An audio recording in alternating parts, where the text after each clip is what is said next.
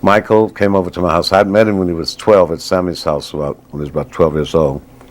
But I guess he's 19 or 20 now. And he said, could you, first things out of his mouth, could you help me find a producer for my solo album? We're going to Epic Records, and you could help me with my solo record. And I remember at the Academy Awards hearing Michael, when he was little, sing Ben, the love story about the rat, you know.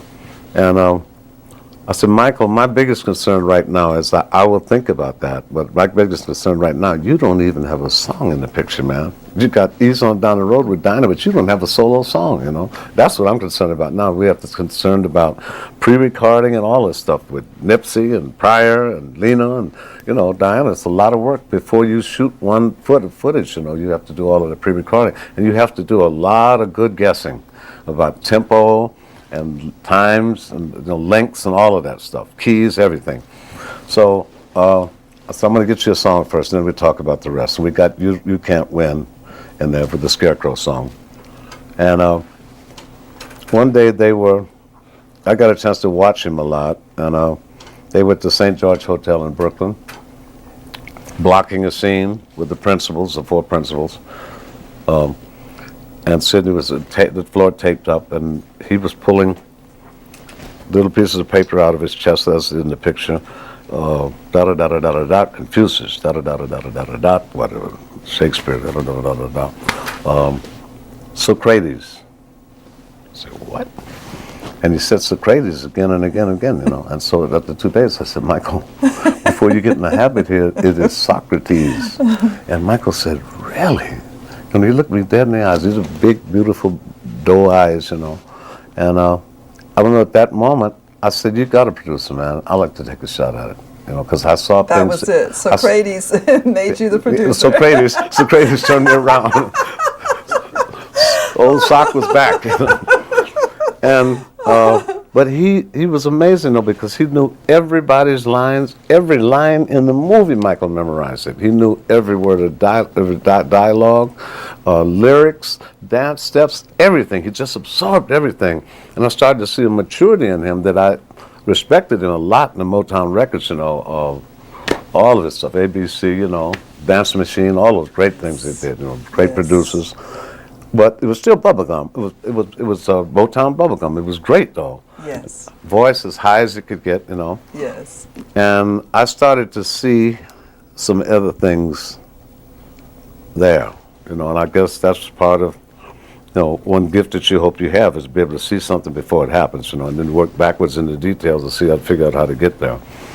And so we finished the movie, and Michael came back all teary-eyed one day and said, the people at Epic don't want to use you. They said, you're too jazzy, you know, you don't understand this kind of music. And I'd only done the Brothers Johnson, you know. Mm-hmm. I said, Michael, we will be fine, just fine. And he, thank God, he went back, and he with Freddie DeMann and Ron Weiser, and they fought, and they said, he's doing it, you know. Good. I mean, everybody at Epic, black and white, said, no way, it's not going to work. And I love that. Yes, I know you do. All you got to do is get me going is underestimate me. I love it, you know, just to underestimate one time, I love it. You know, that turns everything I've got on, you know, I love it. That's the best position to be in because you can't lose. That's right, you can't. No. So we hit the first one, and the first album, Michael was on the road most of the time with the brothers, and so he did 2 songs in there, and I got one track I had with the Brothers Johnson, Get on the Floor, and I was also carrying another one around. I was going to give to Sinatra called She's Out of My Life, you know, a friend of mine wrote when his wife left, and I said, I'll save it for Michael. And Michael, it was amazing, because every time he sang it, he cried, and I was trying to figure out what relationship he had, you know, that he could identify with that. So he did it 2 or 3 times. I said, that's the way it's supposed to be, and just let it stay in there.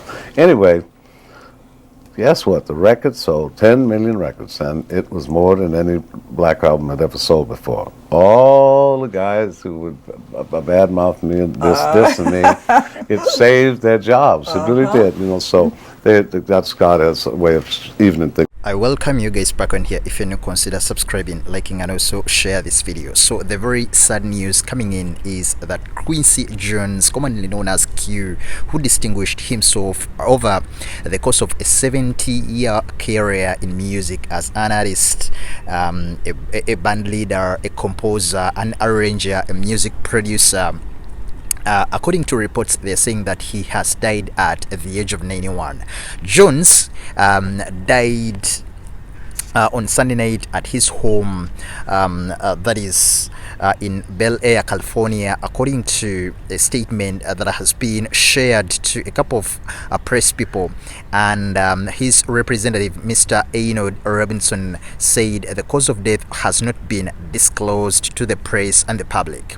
They say tonight, with full but breaking hearts, we must share the news of our father, a brother, that is Quincy Jones passing. And although this is an incredible loss for our family, we celebrate the great life that he lived and know there will never be another like him. Jones' family said in a statement, and further revealed that he's truly one of a kind and will miss him dearly, and we take comfort and immense pride in knowing that the love and joy that were the essence of his being was shared with the world through all that he created.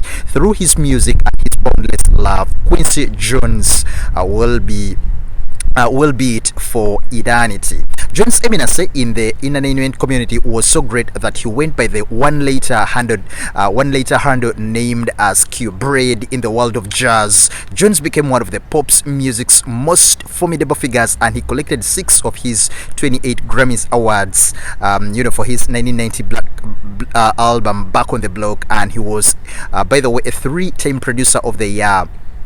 He won a couple of awards. He produced Thriller, MJ's hit song, and so many other hit and big songs. He's been regarded as one of the most prominent and most influential figures within Hollywood and the entertainment industry as a whole. We are sending our deepest condolences to the family, friends, the fans, and everyone who has been actually very, very close to the legend that is Quincy Jones. We'll be coming out with more updates with regards to this very devastating news. Goodbye for now.